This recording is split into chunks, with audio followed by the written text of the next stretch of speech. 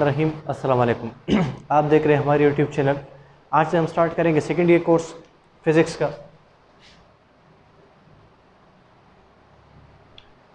First chapter हमारे पास है electrostatics.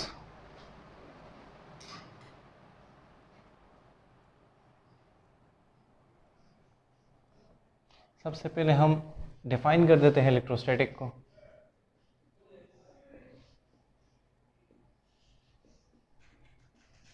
और इलेक्ट्रोस्टैटिक के मुताबिक हम मानते हैं that it is the branch of physics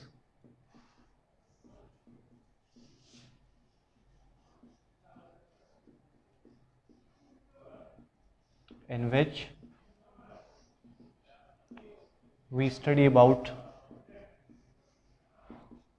the charges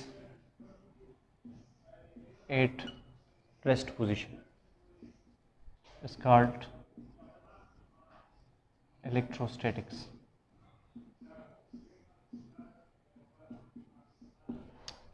so electrostatic हमारे पास फिज़िक्स की वो ब्रांच है, वो शाख है हमारे पास, जिसके अंदर से हमने चार्ज पार्टिकल को स्टडी करना है but at rest position, which means कि हमने पॉजिटिव चार्ज कंसिडर करते हैं, नेगेटिव चार्ज कंसिडर करते हैं, इसका इलेक्ट्रिक फील्ड क्या होगा, इसकी इंटेंसिटी क्या होगी, एटसेट्रा।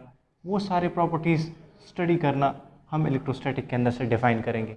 ये इलेक्ट्रोस्टैटिकली फोर्सेस कितने अप्लाई करेगी, इसकी प्रॉपर्टीज़ क्या होगी, किस तरीके से इफेक्ट होती जाएगी, वो सारी चीज़ें हम इलेक्ट्रोस्टैटिक के अंदर से स्टडी करेंगे।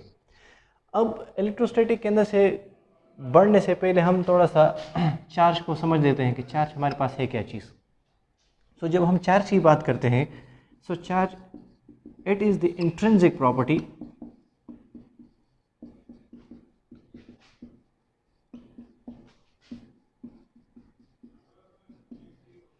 of a material object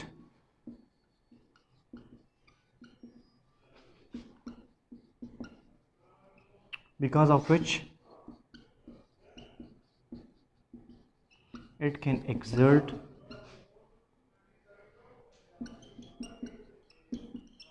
the force of attraction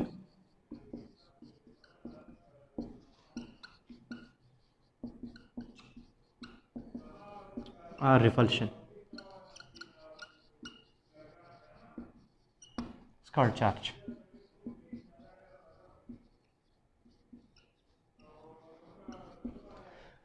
सो इस स्टेटमेंट के थ्रू हम मानते हैं कि चार्ज हमारे पास किसी भी मटेरियल ऑब्जेक्ट की वो वाली प्रॉपर्टी होती है जो इसके अंदर से पोशीदा होती है, छुपी होती है। सो उस प्रॉपर्टी की वजह से, जिसकी वजह से हमारे पास किसी दूसरे ऑब्जेक्ट के ऊपर से फोर्स ऑफ अट्रैक्शन एक्सर्ट करेगा या फोर्स ऑफ रिपल्शन एक्सर्ट करेगा, तो उस प्रॉपर्टी को हम मानते हैं चार्ज। इस चीज़ को समझने के लिए हम मास को या ग्रेविटेशनल फोर्सेस को थोड़ा सा समझ लेते हैं। ग्रेविटेशनल फोर्सेस, ग्रेविटेशनल फोर्स के मुताबिक F is equal to G m1 m2 divide by R square, ये हम मानते हैं। और इस मास को या ग्रेविटेशनल फोर्सेस को हम मानते हैं कि हमारे पास ये मास डिपेंडेंट है, विच मीन्स कि ग्रेविटेशनल फोर्सेस हमेशा के लिए हमारे पास फोर्स ऑफ अट्रैक्शन ही मिलेगा। क्यों हमें हमेशा के लिए फोर्स ऑफ अट्रैक्शन मिलता है?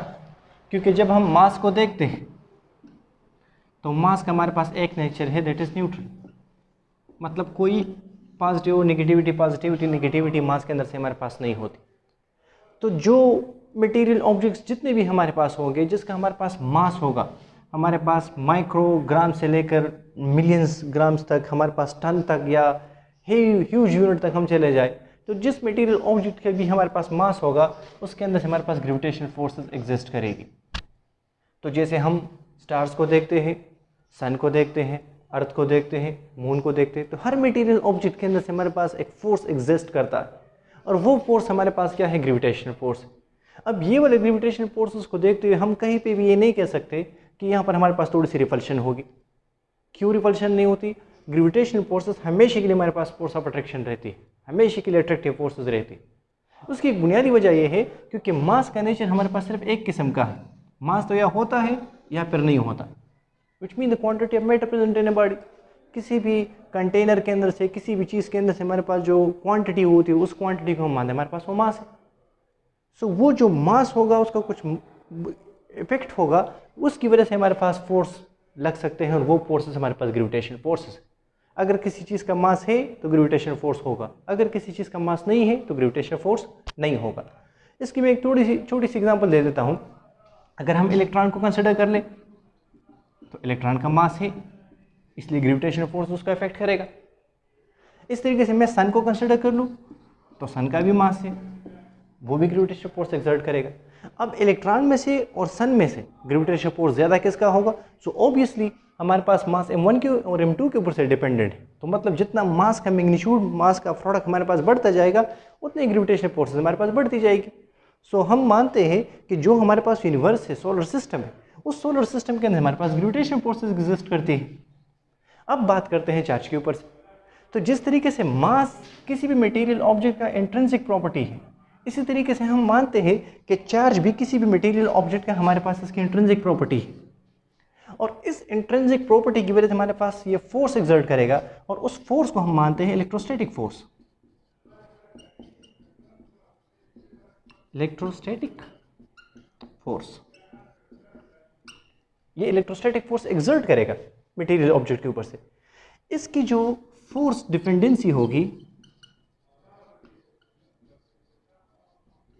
वो फोर्स डिपेंडेंसी बेसिकली हमारे पास चार्ज के ऊपर से। अब चार्ज कैसे फोर्स चार्ज के, या चार्ज कैसे फोर्स को इफेक्ट कर सकता है? तो जिन जिन मटेरियल ऑब्जेक्ट के ऊपर से चार्ज होगा वहां पर इलेक्ट्रोस्टैटिक फोर्स एक्सर्ट करेंगे। जो मटेरियल ऑब्जेक्ट हमारे पास न्यूट्रल होंगे, which mean it carry no charge, या जो नेट इफेक्ट ऑफ चार्ज होगा वो जीरो होगा, तो उसके अंदर से कोई इलेक्ट्रोस्टैटिक फोर्स नहीं होगा। इसी इलेक्ट्रोस्टैटिक फोर्स को मोर डिटेल के साथ समझने के लिए हम चंद प्रॉपर्टी ऑफ चार्ज डिस्कस कर लेते हैं। सो फर्स्ट नंबर प्रॉपर्टी हमारे पास आ जाती है नेचर ऑफ चार्ज।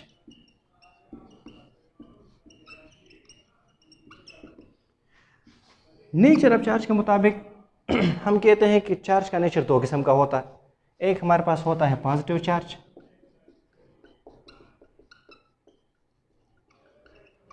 एक हमारे पास होता है नेगेटिव चार्ज।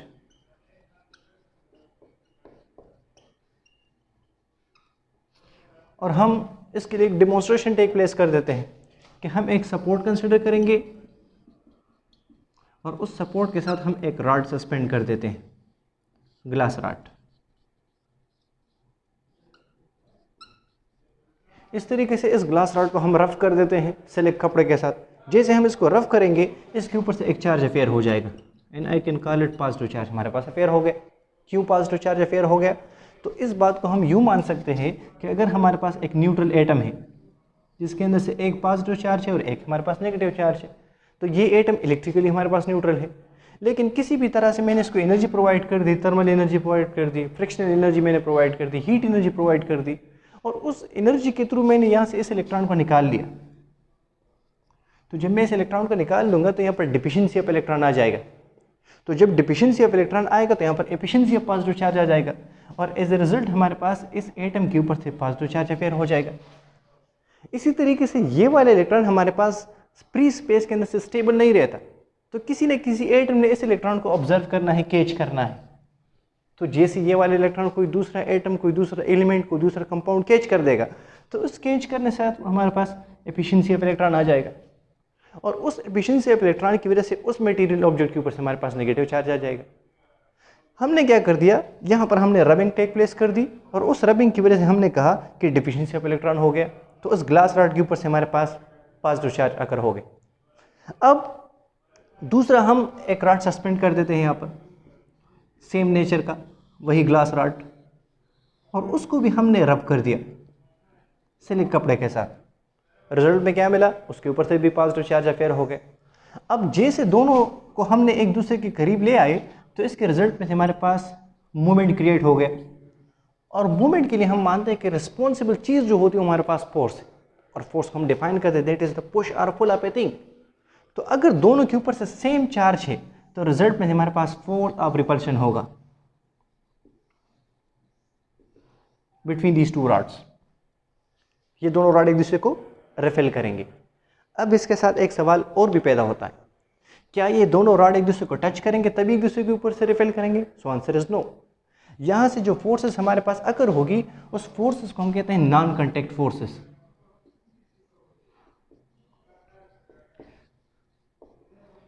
उस नॉन काइनेटिक फोर्सेस के थ्रू ये जो एनर्जीज होगी, जो चार्ज की एनर्जी है, जो हमने चार्ज उसके ऊपर से स्टोर किया हुआ है, जो चार्ज अफेयर हुआ है, उस एनर्जी की वजह से, उसके फील्ड की वजह से एक दूसरे के ऊपर से फोर्स अप्लाई करेगा और उस फोर्सेस की वजह से हमारे पास ये मूवमेंट शो करेंगे, एक दूसरे से डाइवर्स होने की कोशिश करेंगे, एक दूसरे से दूर जाने की कोशिश करेंगे।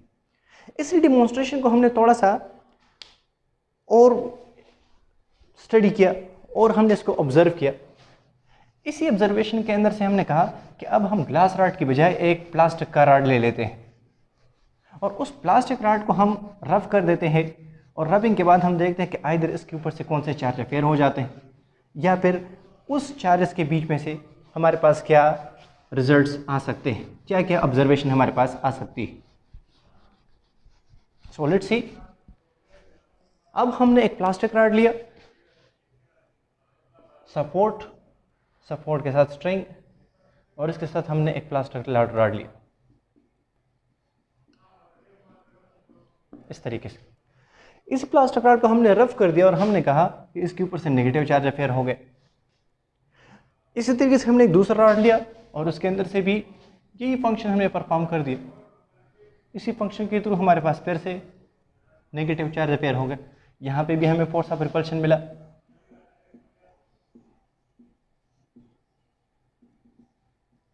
इस तरीके से अब हमने ये एक्टिविटी को थोड़ा सा अरेंज कर दिया।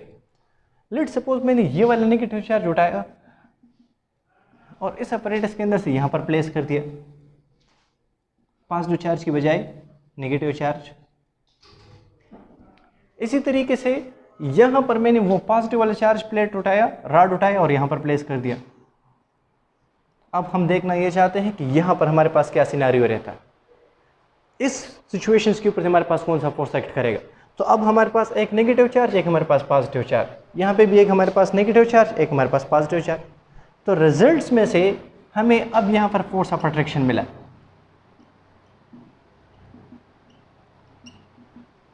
तो हमने क्या नतीजा ऑब्टेन कर दिया कि यहाँ पर हमारे पास दो किस्म के फोर्सेस आएंगे। ग्रेविटेशनल फोर्स के अंदर से हमने देखा कि हमारे पास सिर्फ एक नेचर का फोर्स है, that is only the force of attraction. लेकिन यहाँ पर देखकर हमें क्या पता चला कि एक हमारे पास फोर्स ऑफ रिपल्शन आ रहा था, दूसरे केस के अंदर से हमारे पास फोर्स ऑफ अट्रैक्शन आ गया। तो हमने कहा कि चूंकि नेचर ऑफ चार्ज दो किस्म का है, एक पॉजिटिव एक नेगेटिव, तो इसलिए यहाँ पे फोर्स दो किस्म के होंगे। एक हमारे पास होगा फोर्स ऑफ अट्रैक्शन, दूसरा हमारे पास होगा फोर्स ऑफ रिपल्शन। क्योंकि चार्ज का नेचर दो किस्म का है इसलिए दो किस्म के फोर्सेस हमें मिले। तो हमने ये रूल्स बना दिया कि जब हमारे पास सिमिलर चार्जेस होगी that will repel each other,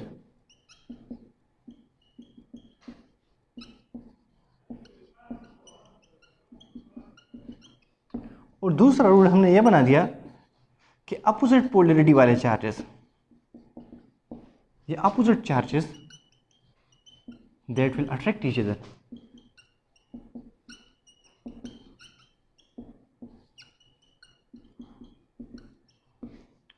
इस तरीके से सिमिलर चार्जेस एक दूसरे को रिपेल करेंगे और अपोजिट पोलरिटी वाले चार्ज एक दूसरे को अट्रैक्ट करेंगे।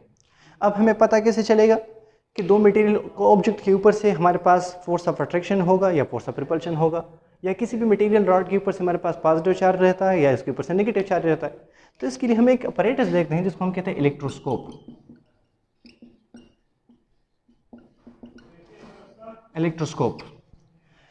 इस इलेक्ट्रोस्कोप के अंदर से हम एक मेटल रॉड कंसिडर कर लेते हैं इस तरीके का, और उस मेटल रॉड के साथ हम लीव्स कंसिडर कर लेंगे। हमारे पास गोल्ड लीव्स हैं। ये गोल्ड लीव्स बहुत बारीक होते हैं, बहुत थिन होते हैं, हमारे पास इतने थिन होते हैं कि छोटा सा हवा का झोंका भी हमारे पास आएगा तो इसके हमारे पास ये इसके साथ हिल सकते हैं। तो इस वाइब्रेशन से, इसके एक्सपेंशन से बचने के लिए इसको हमने एक ग्लास ट्यूब के अंदर से प्लेस कर दिया। फिर हमने क्या कर दिया, चूँकि हमारे पास एक कंडक्टर है, इस कंडक्टर के साथ हमने एक चार्ज रॉड लिया इसके करीब और इसके ऊपर से प्लेस कर दिया। जैसे हमने मान लिया कि हमारे पास एक पॉजिटिव चार्ज रॉड है, इस पॉजिटिव चार्ज रॉड को जैसे हमने यहाँ पर प्लेस कर दिया, रिजल्ट पे से यहाँ पर पॉजिटिव चार्ज है तो इसके ऊपर से भी चार्जेस इंड्यूस हो जाएगी। ये चार्ज इंड्यूस होने का तरीका ये होगा कि यहाँ से हमारे पास ये पॉजिटिव है तो नेगेटिव इलेक्ट्रॉन को अपनी तरफ खींच लेगा। जब नेगेटिव इलेक्ट्रॉन को खींचेगा तो यहाँ पर एफिशिएंसी ऑफ पॉजिटिव चार्ज आ जाएगा और डिफिशिएंसी ऑफ इलेक्ट्रॉन हो जाएगी। इसी तरीके से यहाँ पे भी हमारे पास पॉजिटिव चार्ज फेयर हो जाएगा और नेगेटिव चार्ज इलेक्ट्रॉन ऊपर चले जाएंगे। अब दोनों के अंदर से हमारे पास सेम पोलरिटी वाले चार्जेस हैं, सिमिलर चार्जेस हैं, तो सिमिलर चार्जेस क्या करेंगे, रेफेल ईच अदर, हमारे पास एक्सपेंड हो जाएंगे, फैल जाएंगे। अब मैंने क्या कर दिया, एक दूसरा रॉड ले आया और देखना चाहता हूँ कि इस दूसरे रॉड के ऊपर से कौन सा चार्ज है, आइदर प्लस है या नेगेटिव है, वी डोंट नो। उसको हमने रफ कर दिया और रफ करके हम यहाँ पर ले आए, तो कौन सा चार्ज है उसको हमने पता लगाना है अभी इलेक्ट्रोस्कोप की मदद से। अब अगर हमने इसको यहाँ पर ले आए और इसके ऊपर से मान लिया मैंने कि पॉजिटिव चार्ज, तो जैसे पॉजिटिव चार्ज होगा तो फिर से हमारे पास इलेक्ट्रॉन को पुल करेगा अपनी तरफ और हमारे पास पॉजिटिव चार्जेस रह जाएंगे। तो यहाँ पर पॉजिटिव चार्ज का जो मैग्नीट्यूड होगा और भी बढ़ जाएगा इस तरीके से। और अगर मैग्नीट्यूड ऑफ चार्जेस बढ़ रहे हैं तो हमारे पास इलेक्ट्रिक फील्ड और भी स्ट्रांग होता जाएगा। अगर इलेक्ट्रिक फील्ड और भी स्ट्रांग हो रहा है तो ये वाले जो लीव्स है हमारे पास गोल्ड लीव, ये वाले गोल्ड लीव और भी एक्सपेंड हो जाएंगे, डाइवर्ज हो जाएंगे। तो जितना ये हमारे पास मजीद डाइवर्ज होंगे तो हम कहेंगे जो दूसरा रॉड हम ले आए हैं उसके ऊपर से भी हमारे पास कौन सा चार्ज, पॉजिटिव ही। लेकिन अगर इसके ऊपर से हमारे पास नेगेटिव चार्ज हुआ तो फिर ऐसा नहीं होगा, फिर यहाँ से वो पॉजिटिव चार्ज को अपनी तरफ खींच लेगा। अगर पॉजिटिव चार्ज को अपनी तरफ खींचेगा तो यहाँ के ऊपर से हमारे पास पॉजिटिव की बजाय नेगेटिव चार्ज अफेयर हो जाएंगे इस तरीके से। सो अगर नेगेटिव चार्जेस आएगी तो जो पॉजिटिविटी नेगेटिविटी होगी उसकी वजह से हमारे एक दूसरे को क्या करेंगे, डाइवर्ज हो जाएंगे। तो पॉजिटिव की वजह से हमारे पास एक्सपेंशन टेक प्लेस होगी, आप लोगों के पास सिमिलर चार्जेस होंगे तो उसकी मैग्नीट्यूड बढ़ेगी, तो आप लोगों के पास जो गोल्ड लीव्स होंगे वो एक्सपेंड होते जाएंगे। सेकंड केस के अंदर से हमारे पास वो लीव्स क्या करेंगे, कन्वर्ज कर जाएगी, एक दूसरे के साथ करीब आ जाएगी। तो इस तरीके से हम मान सकते हैं कि किस तरीके से हमें पता लग सकता है कि हमारे पास इसके अंदर से सिमिलरिटी चार्जेस हैं रॉड्स के ऊपर से या हमारे पास डिसिमिलर चार्ज है। अब दूसरी प्रॉपर्टी के ऊपर से आते हैं। ये तो बात हो गई सिमिलर चार्जेस की कि अगर सिमिलर चार्जेस होंगे तो आइदर क्या वो एक दूसरे को अट्रैक्ट कर सकते हैं या रिपेल कर सकते हैं। कन्वेंशनली हमारे पास पोलरिटी चेंज होती तो फोर्सेस के ऊपर से क्या क्या इफेक्ट आ सकते हैं, क्या क्या चेंजेस हमारे पास आ सकती है। हम यूनिवर्स के अंदर से देखेंगे तो फंडामेंटली हमें 4 किस्म की फोर्सेस मिलेगी। अभी हम 2 फोर्सेस के ऊपर से बात करेंगे और 2 फोर्सेस के ऊपर से हम बात करेंगे जब हम न्यूक्लियर फिजिक्स की तरफ जाएंगे। अभी तक हमें ये बात समझ में आ गई कि यूनिवर्स के अंदर से अगर हम मासेस की डिपेंडेंसी की वजह से बात करेंगे तो हमारे पास ग्रेविटेशनल फोर्सेस होंगे, लेकिन अगर हम चार्ज की वजह से बात करेंगे तो वो चार्जेस हमारे पास इलेक्ट्रोस्टैटिक फोर्सेस की वजह से होंगे। अब चार्ज का नेचर भी हमें समझ में आ गया कि अगर चार्जेस की ये पोजीशन होगी तो हमारे पास ये वाले फोर्सेस आ सकते हैं, that will be either force of attraction और फोर्स ऑफ रिपल्शन। अब दूसरी बात जो हमें समझनी है वो ये है कि आइदर ये जो चार्जेस है हमारे पास ये किस किस्म के होते हैं, कंटिन्यूस होते हैं या फिर हमारे पास ये जैसे हमारे पास पार्टिकल्स होते हैं और पार्टिकल उसकी तरह होते हैं।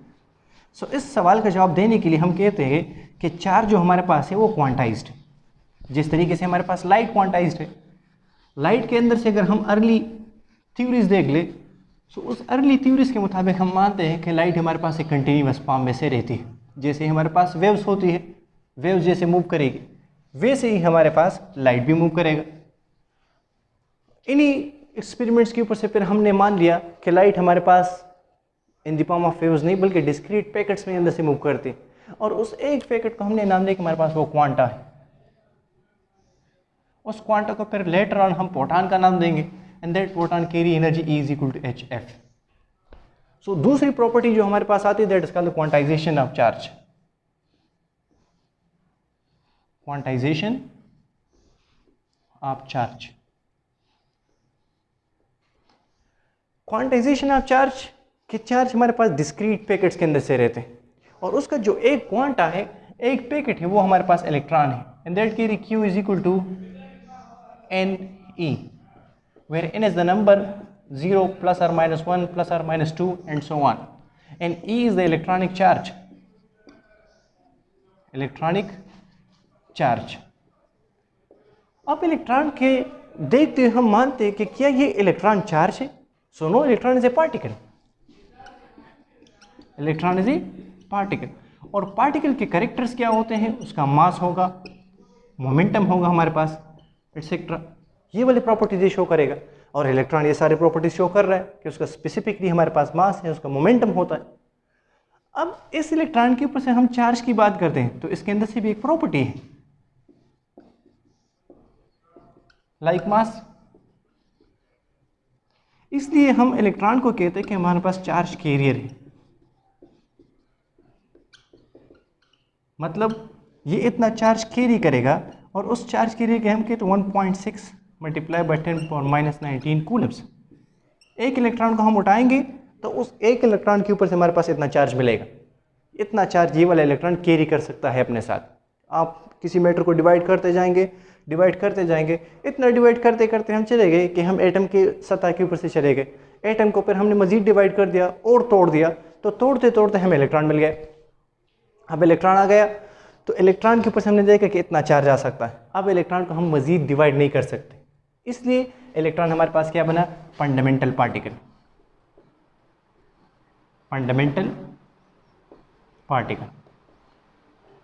तो हमने कहा कि चूंकि इलेक्ट्रॉन से कोई छोटा पार्टिकल हमारे पास एग्जिस्ट नहीं करता, इससे कम वाला चार्ज वाला पार्टिकल हमारे पास हमें नोन नहीं है, तो इसलिए इसको हमने कहा कि हमारे पास डिस्क्रीट पैकेट कौन सा है? ये क्वांटाइज्ड इलेक्ट्रॉन है। तो किसी भी मटेरियल ऑब्जेक्ट के ऊपर से अगर मैंने चार्ज को देखना है, लेट से इस मार्कर के ऊपर से मैं कहता हूँ कि कितना चार्ज, मैं कहता हूँ कि let suppose 200, 300, 500, 1000 that of electron. Unit मैंने इस्तेमाल कौन सा करना है? इलेक्ट्रॉन का, क्योंकि सबसे फंडामेंटल हमारे पास कौन सा है? इलेक्ट्रॉन है। तो हमने इसको इलेक्ट्रॉनिक यूनिट के अंदर से देखना है, लाइक 200 दैट ऑफ इलेक्ट्रॉन।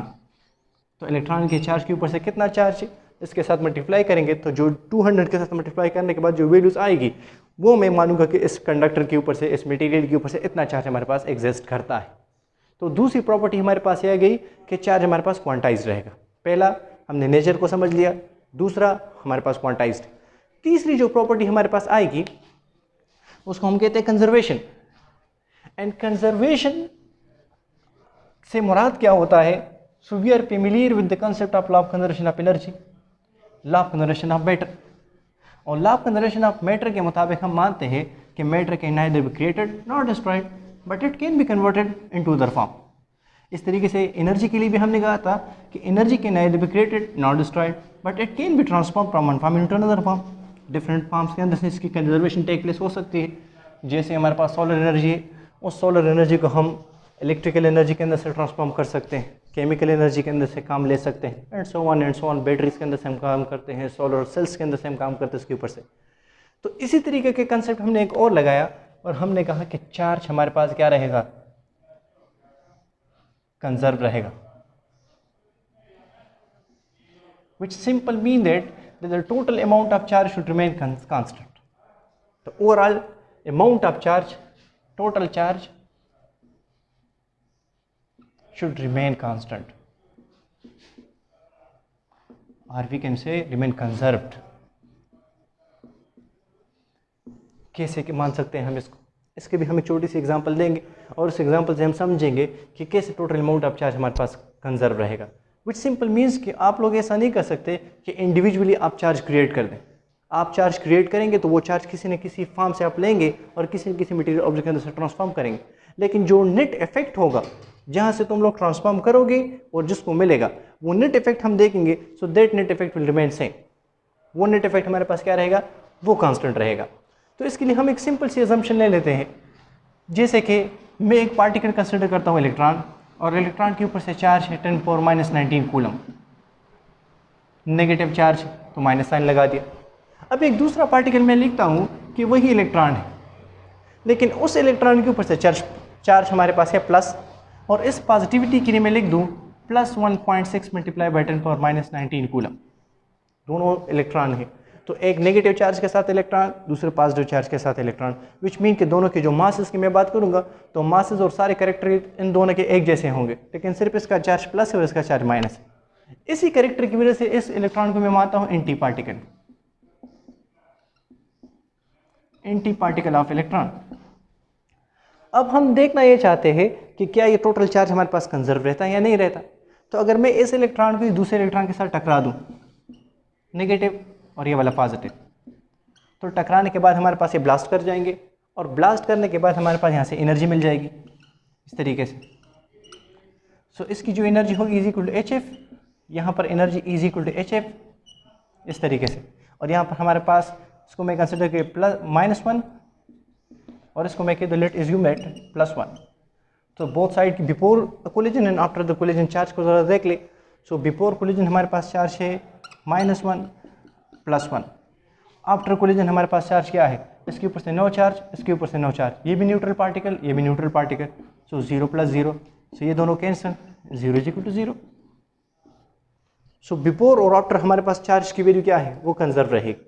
इस तरीके से अगर मैं कह दूँ कि हमने एनर्जी को किसी मटेरियल ऑब्जेक्ट को दे दिया और उस एनर्जी से हम पार्टिकल्स बनाना चाहते हैं, तो इसका रिवर्स इफेक्ट देख ले, जिसके अंदर से हमारे पास 2 प्रोटॉन आएंगे, टकरा जाएंगे, E = HF, इस तरीके से,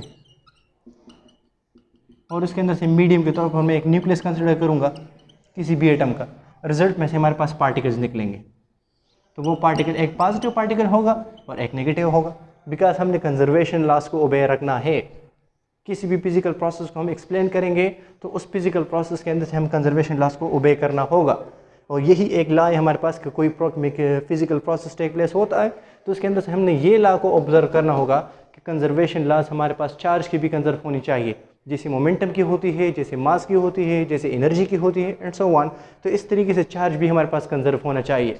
इन्हीं 2 एग्जांपल को देखते हुए हम एक और बात भी समझ सकते हैं कि जो हमने सीखा हुआ है दैट E = mc², कि हम मास को एनर्जी में से कन्वर्ट कर सकते हैं और एनर्जी को हम मास में से कन्वर्ट कर सकते हैं। तो ये उसका एक्सपेरिमेंटल प्रूफ आ गया। यहाँ से हमने मैटर दिया, इलेक्ट्रॉन और इलेक्ट्रॉन पार्टिकल है, और पार्टिकल किसकी कैरेक्टर है, मैटर का। तो मैटर को एक दूसरे के साथ टकरा दिया, हमें क्या मिला, एनर्जी। एनर्जी को हमने एक दूसरे के साथ टकरा दिया, प्रोसेस किया, हमें क्या मिला, पार्टिकल्स मिल गए। तो यहाँ पर हमारे पास क्या हो गए, यहाँ से हमारे पास मैटर कन्वर्ट हो गया एनर्जी में से, और यहाँ पर एनर्जी कन्वर्ट हो गई हमारे पास मैटर के अंदर से। सो ये हमारे पास 3 कैरेक्टर्स आ गए चार्ज के। अब हम चार्ज के अंदर से समझ चुके हैं कि चार्ज हमारे पास फोर्स कैसे लगाएगा, किसी भी मटेरियल ऑब्जेक्ट के ऊपर से हमारे पास चार्ज कितना है ये हम देख सकते हैं। चार्ज हमारे पास कितना होगा, कांस्टेंट है, पैदा हो सकता है, ख़त्म हो सकता है, उसका भी हमें पता चल गया। अगर हमें चार्ज की बात समझ में आ गई, देन इसके बाद हम इसके फोर्सेस की बात करेंगे, और उस फोर्सेस के लिए हम स्टडी करेंगे कूलम्स लॉ, जो हमारे पास अगला लेक्चर होगा इंशाल्लाह से।